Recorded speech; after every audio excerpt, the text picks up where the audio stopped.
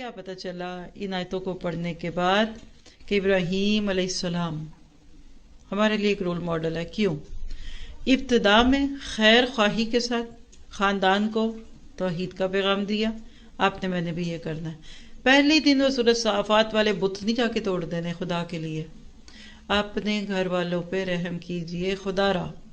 میں سب قرآن پڑھنے والی بہنوں اور ساتھیوں کو کہوں گی، تھوڑا سا قرآن پڑھ کر اب کیوں مفتیاں بن گئیں؟ آپ کیوں فتوے جاری کر رہی ہیں؟ آپ کیوں ڈنڈا پکڑ کے کھڑے ہو گئیں؟ واللہ اپنے گھروں کے ماحول کو ٹھیک رکھیے. اناڑی ہیں آپ ابھی. آپ کو انجیکشن نہیں لگانا آتا، آپ ڈرپ لگانے لگے ہیں. آپ کو ڈرپ نہیں لگانی آتی، آپ آپریشن کرنے لگ گئے. کیا ہو گیا آپ کو؟ اور اللہ ایسی شدت والے دین سے مجھے بھی بچائے اور آپ کو بھی بچائے.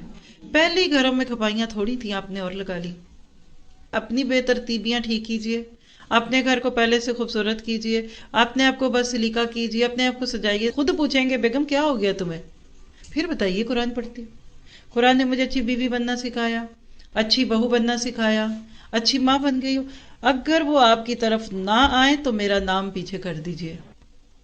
آپ پہلے اپنے گھر ٹھیک کیجئے، اپنا اخلاق ٹھیک کیجئے، اپنے رویے ٹھیک کیجئے.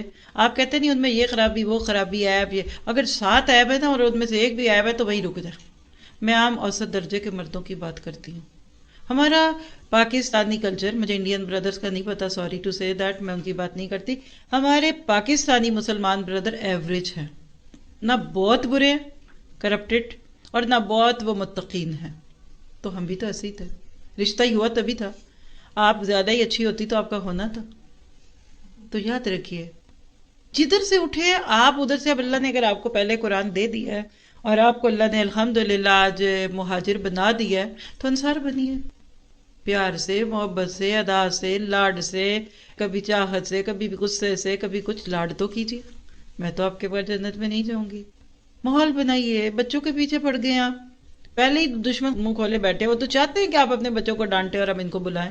سٹوریاں آپ سن چکے ہیں، میں نے پچھلے سال سنائی تھی ایک بچی کی کہانی.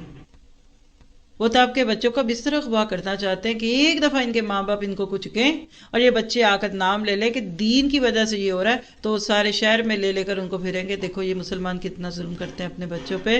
تو اللہ نے ابراہیم کو آپ کے میرے لیے رکھا. شروع میں محبت تھی، پیار تھا، توحید کی بات کی، حجت تمام ہوتی گئی. جب اینڈ تک نہ وہ مانے تو آپ ان سے جدا ہو گئے. اور یہ بڑا مشکل مرحلہ ہوتا ہے.